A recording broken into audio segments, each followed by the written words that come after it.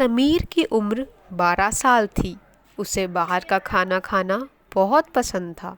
وہ گھر کے کھانے بالکل بھی پسند نہیں کرتا تھا۔ اس کے امی ابو اسے بہت سمجھاتے مگر اس پہ تو کچھ بھی اثر نہیں ہوتا تھا۔ ایک دن جب سمیر اسکول سے گھر آیا، ممی مجھے بہت بھوک لگی ہے۔ بیٹھو، میں ابھی تمہارے لیے بھنڈی بنا دیتی ہوں۔ نہیں، مجھے بھنڈی نہیں کھانی ہے۔ پھر کیلے ہیں، سیب ہیں، جا کر کچھ بھی کھا لو۔ نہیں، مجھے فرائز کھانے ہیں اور کولڈ ڈرنک پینی ہے۔ اب وہ تو گھر پہ نہیں ہے۔ تو مجھے پیسے دو، میں باہر سے لے کر آتا ہوں۔ سمیر نے کھانا نہیں کھایا اور ضد کر کے ماں سے پیسے لے کر باہر کچھ لانے چلا گیا۔ اسی شام اس کی ماں نے پراٹھے اور آلو گوبھی کی سبزی بنائی تھی۔ سمیر اور اس کے امی ابو کھانا کھانے بیٹھے تو سمیر کو کھانا بالکل بھی پسند نہیں آ رہا تھا۔ کیا ہوا سمیر بیٹا، تم کھانا کیوں نہیں کھا رہے ہو؟ مجھے گوبھی پسند نہیں ہے بابا۔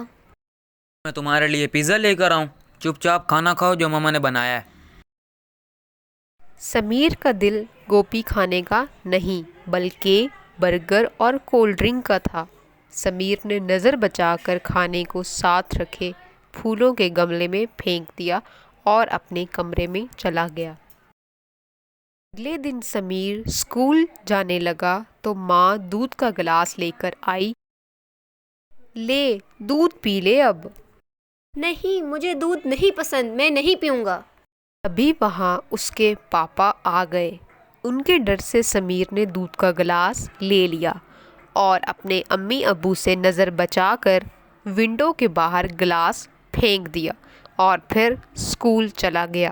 اسی دن جب ممی گھر کی صفائی کر رہی تھی تبھی انہیں گملے میں سے رات والا کھانا ملا۔ تبھی اس کے پاپا بھی آ گئے تو وہ بولے، تمہارے بیٹے نے صبح سارا دودھ ونڈو سے باہر پھینک دیا تھا، میرے پاؤں پہ بھی لگ گیا تھا۔ اس لڑکے کو دودھ کی تو بالکل قدر ہی نہیں ہے۔ اس نے رات کا کھانا بھی باہر پھینک دیا تھا۔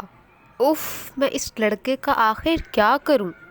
ہر لڑکا کلاس میں اس سے آگے ہے اور اسی لیے اس کی صحت بھی دن بدن خراب ہوتی جا رہی ہے۔ کھانا بھی نہیں کھائے گا تو صحت کہاں سے بنے گی؟ باہر کے کھانوں کی عادت جو بن گئی ہے اسے۔ سنیے، آپ کچھ کیجئے نا۔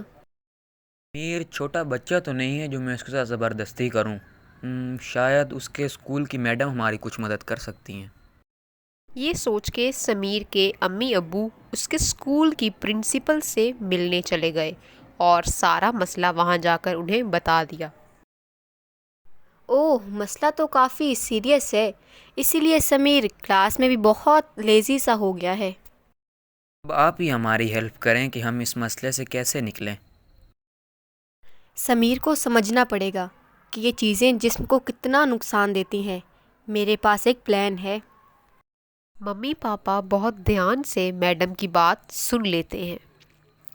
کچھ دن بعد جب سمیر کی برتھ ڈے پارٹی تھی، اس کے سبھی دوست اور میڈم بھی پارٹی میں آئے تھے۔ اس دن اسے کھانے کی پوری آزادی تھی۔ اس نے جی بھر کے برگر اور آئس کریم کھائے اور کولڈ ڈرنک بھی پی۔ پارٹی کے اینڈ پہ میڈم سمیر کو ایک پودا دے کر بولی، یہ لو بیٹا، یہ تمہارے برتھ ڈے کا گفٹ ہے۔ یہ بہت انوکھا ہے کہ جس کے پاس ہوگا اسے کسی چیز کی کمی نہیں ہونے دے گا۔ سمیر کو وہ پودا بہت پسند آیا اور وہ جھٹ سے بولا،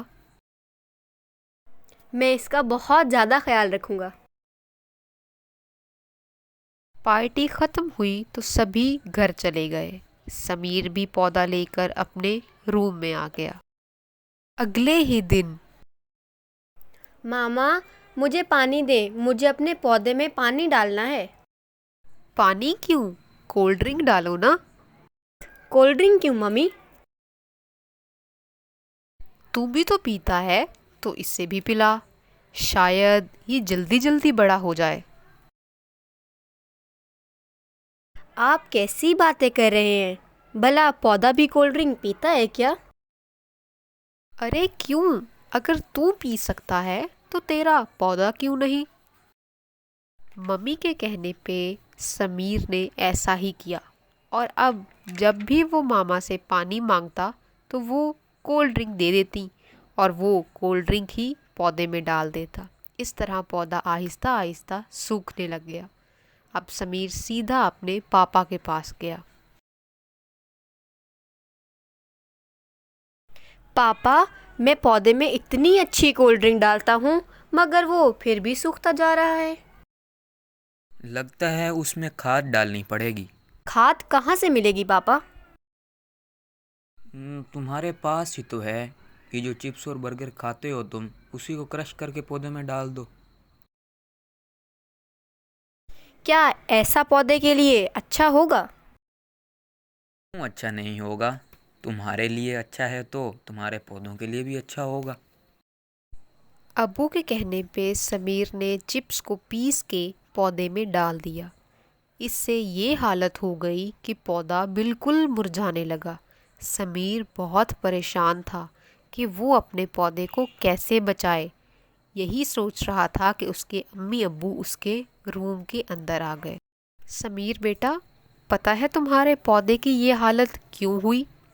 क्योंकि तुम इसमें पानी की जगह कोल्ड ड्रिंक डालते रहे और खाद की जगह चिप्स और बर्गर डालते थे। इन्हीं चीज़ों ने पौधे को इतना नुकसान पहुंचाया है, बिल्कुल वैसे ही जैसे ये सारी चीज़ें तुम्हारे जिस्म में जाती हैं और इंतहाई नुकसान पहुंचाती हैं।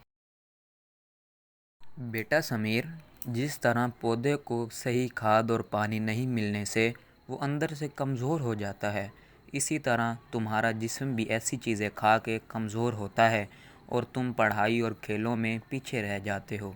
आइंदा कोशिश करना कि तुम घर पर जो कुछ बनाओ उसे खा लेना ताकि हेल्दी रह समीर सको। ने अपने मामा पापा से वादा कर लिया कि वो आइंदा कभी भी बाहर के खाने नहीं खाएगा और जो उसकी मामा घर पे बनाएंगी वो सभी के साथ मिलकर खुशी खुशी खाएगा। ये सुन के उसके माँ बाप भी बहुत खुश हुए। अब घर में जो बनता था वो सबसे पहले समीर खुशी से खाता और अपने पौधे को भी वक्त पे पानी और खाद देता।